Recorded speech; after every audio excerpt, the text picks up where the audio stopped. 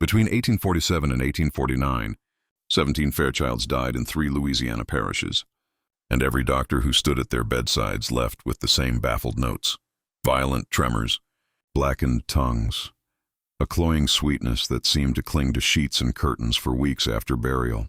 Local officials named it a fever because they needed a name. In his journal, Dr. Benjamin Cartwright of New Orleans wrote that the pattern mocked every disease he knew. What gripped him most was a detail he never published. In each household, the cook vanished exactly 3 days before the first shiver began. The Fairchild plantation spread like a kingdom along the western banks of Bayou Teche, 12,000 acres of cane moving under the wind like a green ocean. The main house wore white columns and Boston crystal and French paper in a pattern of climbing lilies. The ledgers were kept as reverently as family Bibles. In those books, people were numbers and sugar was salvation. Celia was born on that land. No one could say the year. Her mother, Ruth, the seamstress with quick fingers and a hush in her voice, taught her letters by candlelight from scraps cut away from a dress and a newspaper that had once wrapped tea. When she was 14, Elizabeth Fairchild pulled her into the main house to learn sauces and temperatures, how to coax sweetness from peaches that had traveled by boat and patience, how to turn the morning's milk into custard. By 30, Celia was the quiet center of every celebration from New Iberia to Breaux Bridge. She moved like a clock inside the kitchen. No wasted steps, no clatter. Her bread rose clean and high. Her gravies went satin on the tongue. The mistress admired her. Gentlemen praised her. Guests whispered that she could make even a January onion taste like summer. She also knew where Elizabeth kept the key to the still room. Back there, the air held the ghost of camphor and vinegar. Herbs hung from rafters like sleeping birds, foxglove, willow bark, horehound. Drawers held calomel and ipecac. Little bottles of laudanum winked amber when the door shifted. Ruth had taught Celia other names: bay plants that healed fever, stems that twisted the stomach, seeds that carried both life and end. The bayou offered up its own list if you listened. Oleander with its innocent pink bells, water hemlock standing ankle-deep at the edges, ready to answer a question no one dared ask out loud. Celia learned the patience of a tide. She learned the smallness of spoons. What decided her was a sound, a hinge on a May evening, and then a scream that cut through heat and moths and the sweet brass smell of cane in the fields. Thomas Fairchild had purchased Samuel, 12, a scar down his right forearm like a crooked white finger. His mother, Anna, worked the wash under the cypress. She had not seen him in 3 years, not since he'd been sold while his hair still shone like a child's. For 3 weeks she gave thanks every night, her hands on his face as if she could keep him by touch alone. Then William arrived and weighed the boy with his eyes and bought him out from under her. Anna made a noise no one had heard before. She dropped in the yard and clawed up the thin grass as if there was a door under the dirt, and if she found the edge, she could pry it open and climb after her child. By dawn, emptied of voice, she whispered to Celia, "There is no God here." She lay down 2 days later and did not get up again. Celia washed the body. She wrapped the limbs in cloth that had once been a table drape for a winter supper. She knew where the key hung. She knew the little drawer where Elizabeth kept the pits from cherries because she liked to save what others threw away. In the still room, Celia remembered Ruth's warning, "Some gifts are only for the last resort," and crushed the memory beneath a mortar stone until it was powder. She began with care that could pass for love. A ribbon of sauce on confit, a spoon slipped into cherry preserves, a few grains folded into the broth they said would soothe a woman's nerves. She varied her steps. Sometimes everyone ate sweetness, sometimes only Elizabeth. She made sure the night air could smell nothing on her hands but cloves and smoke. When the tremors started, Celia cut the salt a little and softened the bread with more butter and said she had heard broth was best for recovery.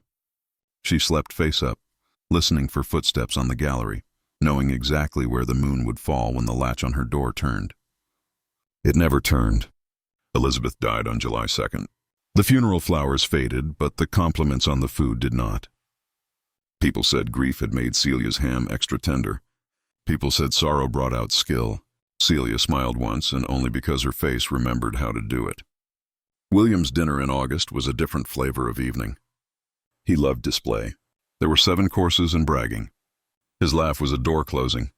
Celia served him pork and an apple chutney that trembled with a tang he called refreshing. He asked for seconds. He sent her a nod without looking at her. Weeks later, he dropped his walking stick twice. The first time he cursed the stick.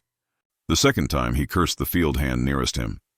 By November 8th, he was dead beneath linen that still held that faint, impossible sweetness, like a cough drop forgotten in a pocket. Doctors were words with walking sticks then, and none of their words fit. Cartwright, young and precise, came down from New Orleans with a Philadelphia education and a careful face. He smelled something he could not name in the air of the sick rooms.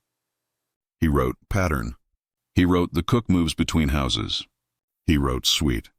He closed the book because there was nowhere else to put it. What sustained Celia through the next months was the way the world stood still when she moved. She was the woman carrying a tray. She was steam rising from a pot. She was the figure at the hearth in the corner of a man's memory when he told a story later. Someone must have seasoned that meat. What was her name again? She was invisible while in the center of everything, which is what it means to be necessary and owned. Margaret Rousseau, neat to the last cherry pit, kept an inventory you could set your watch by. Celia brought her own jars, each labeled in clean script, thyme, pepper, cinnamon, vanilla, and each harboring, underneath the honest tops, an older truth. She seasoned like a ritual. She folded danger into ordinary motion so smoothly that even her own breath forgot to quicken. At the parish council dinner in January, the silver rang faintly under knife and fork. The duckskin cracked with a sound like burned paper. The men talked roads and taxes and patrols and said the word school, the way you say the name of a fly you're about to swat. Celia served and the room warmed, and nobody knew they had begun to move toward a different kind of mourning. By the 25th, 4 were dead and 7 were shaking. Cartwright returned with the lines around his mouth deeper, holding his notes like a man holding a lantern at the mouth of a cave. He asked Margaret for the ledger and the names of suppliers and the smallest, homeliest details. He asked who cooked. When he heard Celia's name again, something cold settled under his ribs and stayed there. He sent his report to the medical board. It went into a drawer. The drawer closed. The winter bent into spring. Thomas announced a wedding, 100 guests, a cake that would require ladders to build, a table long enough to resemble a dock sliding into a pale sea.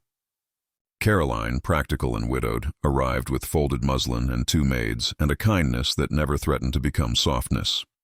She praised Celia's planning. Thomas said Celia was trustworthy. The word hung in the air like a balancing act. On an April morning, Cartwright stood in Thomas's study and asked for coffee and then for courage. When Celia left the tray in the room, he told Thomas what his notes had arranged into an answer. The pattern was not a visitation from a swamp-bred fever. It was intention carried by a steady hand. He had no proof they would call proof. He had a map that did not leave any other road. Thomas listened without blinking and asked one question. Can we test the air without shouting fire? Cartwright said yes. Remove her from the kitchen, keep her under the same roof, put other hands to the pots, and watch the house like a sentry. Thomas nodded, and the gallery doors sighed, and that evening Celia learned she would be resting before the wedding. She moved through the next days as if the kitchen had simply shifted to a quieter part of the house. She polished silver until she could see part of her face, but not enough to recognize it. She carried bed linens warm from the sun and left them on chairs to cool. She showed 2 borrowed cooks where the iron pans held heat best and said nothing about where flavor hides. At night she lay awake without planning doses. The relief startled her, and then the grief followed. The ordinary grief of a craftsman who has set down her tools and will not pick them up again. She did not lay down her purpose. 3 days before Margaret went to bed and did not rise, Celia took a basket to the Rousseau kitchen as a gift. Inside were preserves the color of sunset and little cakes glazed with sugar. Hattie hugged her and set the jars on a shelf and said she would open one on a night that needed sweetness. It took only one such night. After Margaret's death, Cartwright returned with urgency unbuttoned. He told Thomas that precaution had been an illusion. The circle of danger extended past stoves and ladles. Thomas called the constable and the overseer, and they brought keys, and on April 21st they locked Celia in a storage room that smelled of burlap and molasses and damp wood. The room had a chair and a table and a small square of a window that showed only sky.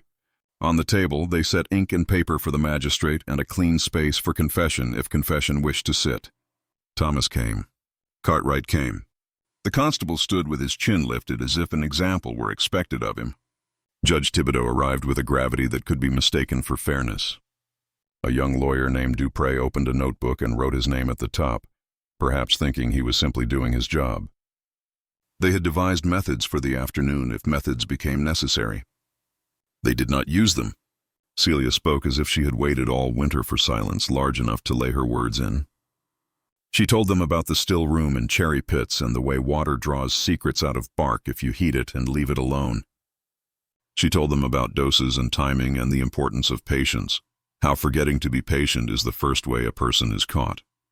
She named Elizabeth and William in the council dinner, and then she named the space between those names, which was the space where she slept and woke and cooked and listened and discovered that there is a kind of power that lives in rituals men do not see.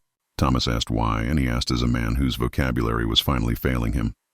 Celia looked at him the way a daughter sometimes looks at a father who has never, not once, imagined the world through the shape of her shadow. She said they had killed her family first and slowly. She said the system the Fairchild ledgers called order was a machine built to grind people into numbers that paid for chandeliers. She said when you speak to a machine, it does not answer. When you pray to it, it does not hear. When you appeal to the men who oil its joints, they show you the ledger and the whip. She said she did not believe she could change the world, but she could change one map inside it. She said she wanted Mary to know that passivity is a lie white mouths told themselves at night. Dupré wrote until his hand cramped. The judge watched the floorboards as if he could see flames licking through from below. Cartwright tasted the word truth and discovered it was ash. They sealed the confession. They said fever again.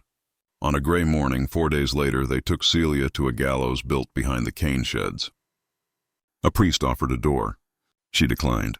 Her last words were for Thomas, and they were simple enough that even a man who loved ledgers could understand them. You will remember me every time you eat.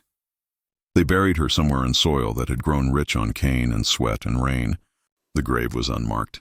The books recorded another fever and turned the page. The Fairchild name unraveled like a hem left to a cat. The wedding never happened. Caroline returned to Natchez with her careful trunk and its careful dresses. Thomas sold land to men who wanted sugar without ghosts and moved west with his boys to raise cattle in silences. William's acreage split like kindling under auctions. Margaret's books went to strangers. By 1850, there was no Fairchild left in St. Martin's records except numbers with new names beside them. Cartwright aged into a man who answered a different question than the one asked. He practiced, and people called him when their babies wouldn't breathe or their lungs had filled with water. He never published the notes that might have made him famous in medical circles. After the war, a clerk put his journal in a box with a tag and a string and placed it beside other boxes on a shelf. Fire found those shelves in 1923 and finished what secrecy began. Dupré lived long enough to raise a daughter who, cleaning an attic with patience, always patience, found a bundle of papers and read the words her father had written in a room that smelled of burlap and damp wood. She sent them to a Baton Rouge society with instructions to leave them alone until she was gone. When scholars finally turned those pages, they found a voice that did not crack when it said what it had done. They argued with one another across decades. Some called Celia murderer, others called her necessary. Everyone admitted there were things the records would never tell. The taste of fear in a household that has always been served. The way a girl like Mary might have repeated her mother's last words before sleep. The shape of a kitchen when the person who knows its heat best is gone. Mary was sold after the hanging. A bill of sale in a neat hand says only female 9 sound, then a county, then a line that stops. If anyone told her the story, it does not live on paper. Perhaps a woman beside her in a wagon whispered it under the creak of wheels. Perhaps no one spoke and the story chose silence as its home. The bayou kept moving. In late summer, the cane sways in a rhythm that can look like breathing. The old houses stand on their galleries and pretend to listen. From time to time, if you walk at dusk, you may catch a sweetness on the air you can't quite place. It will make you think of cherries and something else, something like the memory of a name you should know, a name with a kitchen in it, a name a man remembers when he reaches for a spoon.